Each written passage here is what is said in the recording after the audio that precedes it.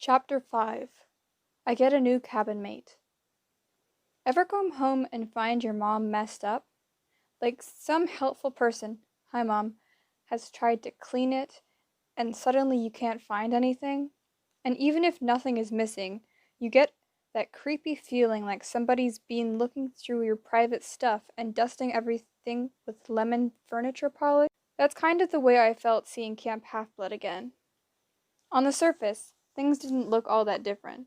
The big house was still there with its blue gabled roof and its wraparound porch. The strawberry fields still baked in the sun. The same white columned Greek buildings were scattered around the valley.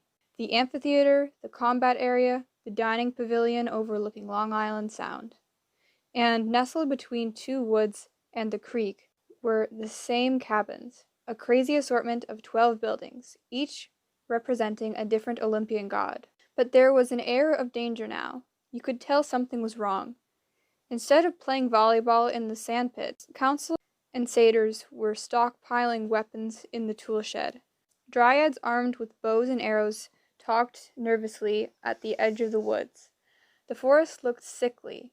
The grass in the meadow was pale yellow, and the fire marks on Half-Blood Hill stood out like ugly scars. Somebody had messed with my favorite place in the world, and I was not, well, a happy camper. As we made our way to the big house, I recognized a lot of kids from last summer. Nobody stopped to talk. Nobody said, "Welcome back." Some did double takes when they saw Tyson, but most just walked grimly past and carried on with their duties, running messages, toting swords to sharpen on the grinding wheels. The camp felt like a military school. And believe me, I know, I've been kicked out of a couple. None of that mattered to Tyson. He was absolutely fascinated by everything he saw. "What's that?" he gasped. "The stables for Pegasi," I said. "The winged horses." "What's that?" Those are the toilets." "What's that?" "The cabins for the campers. If they don't know who your Olympian parent is, they put you in the Hermes Cabin. That brown one over there, until you're determined. Then, once they know, they put you in your dad or mom's group." He looked at me in awe. "You have a cabin?" "Number 3, I pointed to a low gray building made of sea stone. "You live with friends in the cabin?" No, just me." I didn't feel like explaining. The embarrassing truth, I was the only one who stayed in that cabin because I wasn't supposed to be alive. The big 3 gods, Zeus, Poseidon, and Hades, had made a pact after World War II not to have any more children with mortals. We were more powerful than regular half-bloods. We were too unpredictable. When we got mad, we tended to cause problems. Like World War II, for instance. The big 3 pact had only been broken twice. Once when Zeus had Thalia, once when Poseidon sired me. Neither of us should have been born. Thalia had gotten herself turned into a pine tree when she was 12. Me, well, I was doing my best not to follow her example. I had nightmares about what Poseidon might turn me into if I were ever on the verge of death. Plankton, maybe, or a floating patch of kelp. When we got to the big house, we found Chiron in his apartment, listening to his favorite 1960s lounge music while he packed his saddlebags. I guess I should mention, Chiron is a centaur. From the waist up, he looks like a regular middle-aged guy with curly brown hair and a scraggly beard. From the waist down, he's a white stallion. He can pass for human by compacting his lower half into a magic wheelchair. In fact, he passed himself off as my Latin teacher during my 6th grade year. But most of the time, if the ceilings are high enough, he prefers to hang out in full centaur form. As soon as we saw him, Tyson froze. "Pony!" he cried in total rapture. Chiron turned, looking offended. "I beg your pardon." Annabeth ran up and hugged him. "Chiron, what's happening? You're not leaving?" Her voice was shaky. Chiron was like a second father to her. Chiron ruffled her hair and gave her a kindly smile. "Hello, child. And Percy, my goodness, you've grown over the year." I swallowed. "Cleary said you were... Fired. Chiron's eyes glinted with dark humor. Ah, well, someone had to take the blame. Lord Zeus was most upset. The tree he'd created from the spirit of his daughter, poisoned. Mr. D had to punish someone. Besides himself, you mean, I growled. Just the thought of the camp director, Mr. D, made me angry. But this is crazy, Annabeth. Chiron, you couldn't have had anything to do with poisoning Thalia's tree. Nevertheless, Chiron sighed, some in Olympus do not trust me now, under the circumstances. What circumstances? I asked. Chiron's face darkened. He stuffed a Latin-English dictionary into his saddlebag, while the Frank Sinatra music oozed from his boombox. Tyson was still staring at Chiron in amazement. He whimpered like he wanted to pat Chiron's flank, but was afraid to come closer. Pony? Chiron sniffed. My dear young Cyclops, I am a centaur. Chiron, I said, what about the tree? What happened? He shook his head sadly. The poison used on Thalia's pine is something from the underworld, Percy. Some venom even I have never seen. It must have come from a monster quite deep in the pits of Tartarus. Then we know who's responsible. Crow, don't invoke the Titan Lord's name, Percy, especially not here, not now. But last summer he tried to cause a civil war in Olympus. This has to be his idea. He'd get Luke to do it, that traitor. Perhaps, Chiron said, but I fear I am being held responsible because I did not prevent it, and I cannot cure it. The tree has only a few weeks of its life unless... Unless what? Annabeth said. No, Chiron said. A foolish thought. The whole valley is feeling the shock of the poison. The magical orders are deteriorating. The camp itself is dying. Only one source of magic will be strong enough to reverse the poison, and it was lost centuries ago. What is it? I asked. We'll go find it. Chiron closed his saddlebag. He pressed the stop button on his boombox. Then he turned and rested his hand on my shoulder, looking me straight in the eyes. Percy, you must promise me that you will not act rashly. I told your mother I did not want you to come here at all this summer. It's much too dangerous. But now that you are here, stay here. Train hard. Learn to fight. But do not leave. Why? I asked. I want to do something. I can't just let the borders fail. The whole camp will be overrun by monsters, Chiron said. Yes, I fear so. But you must not let yourself be baited into hasty action. This could be a trap of the Titan Lord. Remember last summer, he almost took your life. It was true, but still I wanted to help so badly. I also wanted to make Kronos pay. I mean, you'd think the Titan Lord would have learned his lesson eons ago when he was overthrown by the gods. You'd think getting chopped into a million pieces and cast into the darkest part of the underworld would give him a subtle clue that nobody wanted him around. But no, because he was immortal, he was still alive down there in Tartarus, suffering in eternal pain, hungering to return and take revenge on Olympus. He couldn't act on his own, but he was great at twisting the minds of mortals and even gods to do his dirty work. The poisoning had to be his doing. Who else would be so low as to attack Thalia's tree, the only thing left of a hero who'd given her life to save her friends?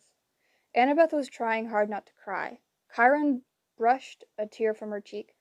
Stay with Percy, child, he told her. Keep him safe. The prophecy, remember it. I will. I said, would this be the super dangerous prophecy that has me in it, but the gods have forbidden you to tell me about it? Nobody answered. Right, I muttered, just checking. Chiron, Annabeth said, you told me the gods made you immortal only so long as you were needed to train heroes. If they dismiss you from camp, swear you will do your best to keep Percy from danger, he insisted. Swear upon the river Styx. I swear upon the river Styx, Annabeth said. Thunder rumbled outside. Very well, Chiron said. He seemed to relax just a little. Perhaps my name will be cleared and I shall return. Until then, I go to visit my wild kinsmen in the Everglades. It's possible they know of some cure for the poison tree that I have forgotten. In any event, I will stay in exile until this matter is resolved. one way or another. Annabeth stifled a sob. Chiron patted her shoulder awkwardly. There now, child. I must entrust your safety to Mr. D and the new activities director. We must hope. Well, perhaps they won't destroy the camp quite as quickly as I fear. Who is this Tantalus guy, anyway? I demanded. Where does he get off taking your job? A conch horn blew across the valley. I hadn't realized how late it was. It was time for the campers to assemble for dinner. Go, Chiron said. You will meet him at the pavilion. I will contact your mother, Percy, and let her know you're safe. No doubt she'll be worried by now. Just remember my warning, or you are in grave danger.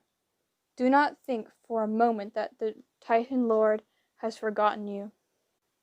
With that, he clopped out of the apartment and down the hall, Tyson calling after him, Pony, don't go!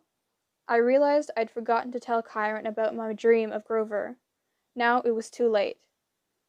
The best teacher I'd ever had was gone, maybe for good.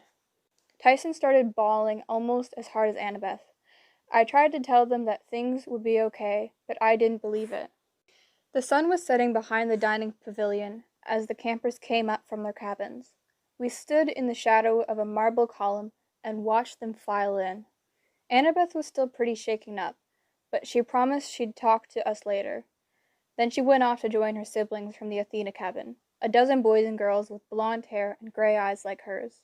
Annabeth wasn't the oldest, but she'd been at camp more summers than just about anybody.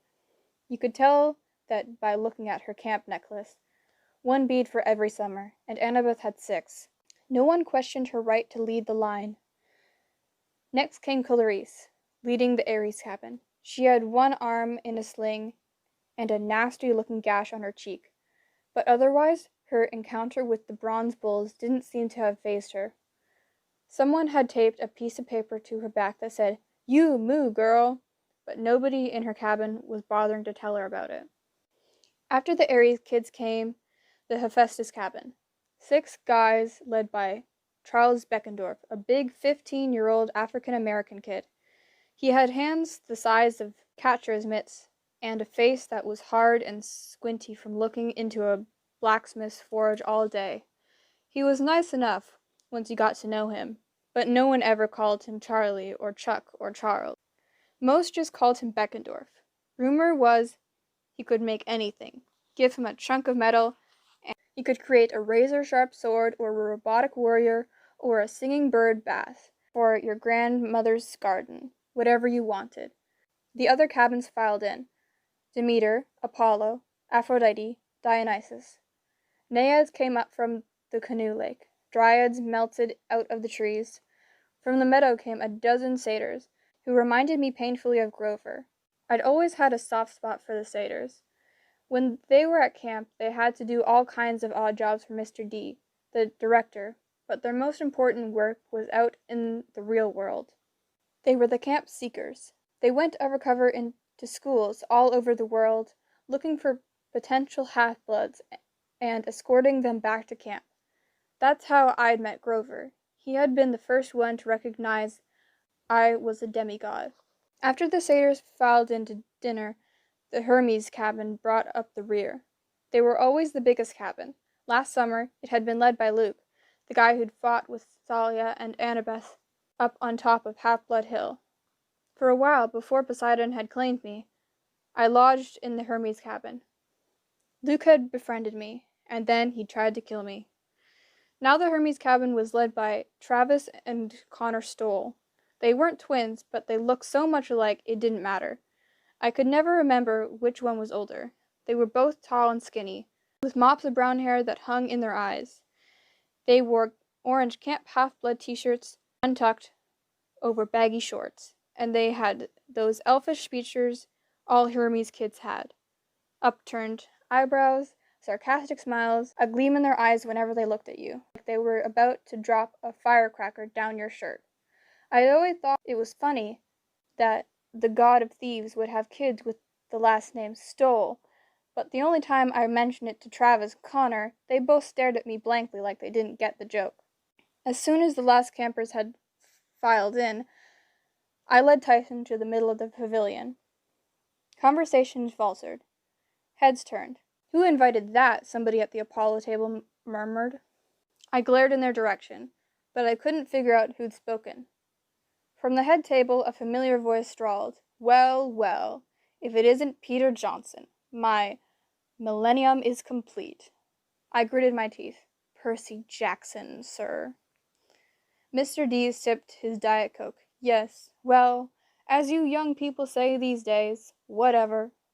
He was wearing his usual leopard-pattern Hawaiian shirt, walking shorts, and tennis shoes with black socks. With his pudgy belly and his blotchy red face, he looked like a Las Vegas tourist who stayed up too late in the casinos. Behind him, a nervous-looking satyr was peeling the skins off grapes and handing them to Mr. D one at a time. Mr. D's real name was Dionysus, the god of wine. Zeus appointed him director of Camp Half-Blood, dry out for 100 years, a punishment for chasing some off-limits wood nymph. Next to him, where Chiron usually sat, or stood, in centaur form, was someone I'd never seen before, a pale, horribly thin man in a threadbare orange prisoner's jumpsuit. The number over his pocket read 0001. He had blue shadows under his eyes, dirty fingernails, and badly cut gray hair, like his last haircut had been done with a weed whacker. He stared at me. His eyes made me nervous. He looked fractured, angry, and frustrated, and hungry, all at the same time. "This boy," Dionysus told him, "you need to watch. Poseidon's child, you know." "Ah," the prisoner said, "that one." His tone made it obvious that he and Dionysus had already discussed me at length. "I am Tantalus," the prisoner said, smiling coldly, "on special assignment here until my lord Dionysus decides otherwise. And you, Perseus Jackson, I do expect you to refrain from causing any more trouble." "Trouble?" I demanded. Dionysus snapped his fingers. A newspaper appeared on the table. Front page of today's New York Post. There was my yearbook picture from Meriwether Prep. It was hard for me to make out the headline, but I had a pretty good guess what it said. Something like, 13-year-old lunatic torches gymnasium. "Yes, trouble," Tantalus said, in satisfaction. "You caused plenty of it last summer, I understand." I was too mad to speak, like it was my fault the gods had almost gotten into a civil war. The satyr inched forward nervously and set a plate of barbecue in front of Tantalus. The new activities director licked his lips. He looked at his empty goblet and said, "Root beer. Barks Special. Stock. 1967. The glass filled itself with foamy soda. Tantalus stretched out his hand hesitantly, as if he were afraid the goblet was hot. "Go on, then, old fellow," Dionysus said, a strange sparkle in his eyes. "Perhaps now it will work." Tantalus grabbed for his glass, but it scooted away before he could touch it. A few drops of root beer spilled, and Tantalus tried to dab them up with his fingers, but the drops rolled away like quicksilver before he could touch them. He growled and turned toward the plate of barbecue. He picked up a fork and tried to stab a piece of brisket, but the plate skittered down the table and flew off the end, straight into the coals of the brazier. "Blast!" Tantalus muttered. "Ah, well," Dionysus said, his voice dripping with false sympathy, "perhaps a few more days. Believe me, old chap, working at this camp will be torture enough. I'm sure your old curse will fade eventually." "Eventually," muttered Tantalus, staring at Dionysus's Diet Coke. "Do you have any idea how dry one's throat gets after 3,000 years?" "You're that spirit from the fields of punishment," I said, "the one who stands in a lake with the fruit tree hanging over you, but you can't eat or drink." Tantalus sneered at me. "A real scholar, aren't you, boy? You must have done something really horrible when you were alive," I said, mildly impressed. "What was it?" Tantalus's eyes narrowed. Behind him, the satyrs were shaking their heads vigorously, trying to warn me. "I'll be watching you, Percy Jackson," Tantalus said. I don't want any problems at my camp. Your camp has problems already, sir. Oh, go sit down, Johnson, Dionysus sighed. I believe that table over there is yours, the one where no one else wants to go sit. My face was burning, but I knew better than to talk back. Dionysus was an overgrown brat, but he was an immortal, super-powerful, overgrown brat. I said, "Come on, Tyson." "Oh no," Tantalus said. "The monster stays here. We must decide what to do with it." "Him," I snapped. "His name is Tyson." The new activities director raised an eyebrow. "Tyson saved the camp," I said. "He pounded those bronze bulls. Otherwise, they would have burned down this whole place." "Yes," Tantalus sighed. "And what a pity that would have been." Dionysus snickered. "Leave us," Tantalus ordered, "while we decide this creature's fate."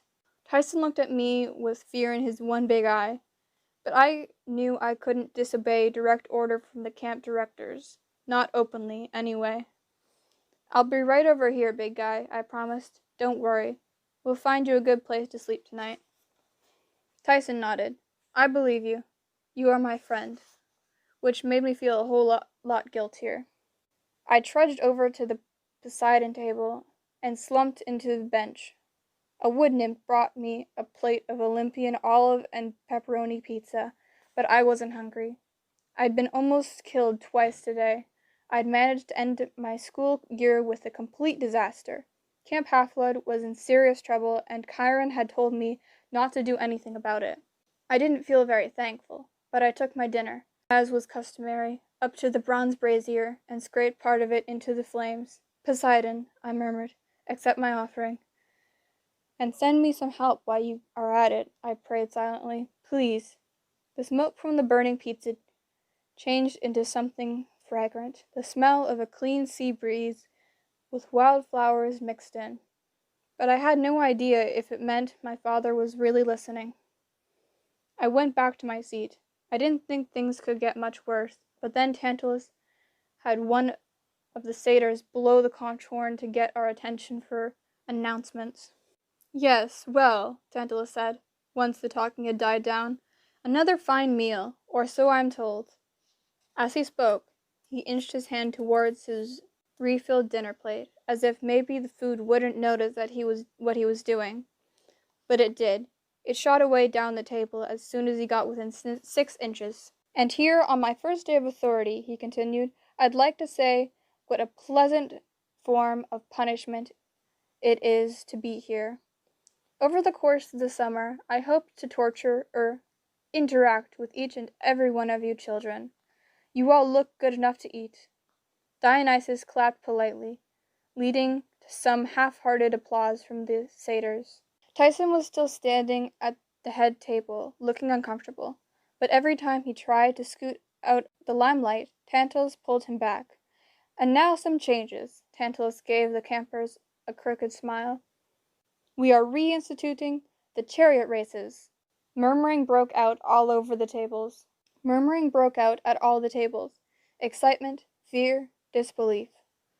I know," Tantalus continued, raising his voice, "that these races were discontinued some years ago due to, technical problems. 3 deaths and 26 mutilations," someone at the Apollo table called. Yes," Tantalus said, "but I know that you will all join me in welcoming the return of this camp tradition. Golden laurels will go to the winning charioteers each month. Teens may register in the morning. The first race will be held in 3 days' time. We will release you from most of your regular activities to prepare your chariots and choose your horses. Oh, and did I mention the victorious team's cabin will have no chores for the month in which they win?" An explosion of excited conversation. No KP for a whole month? No stable cleaning? Was he serious?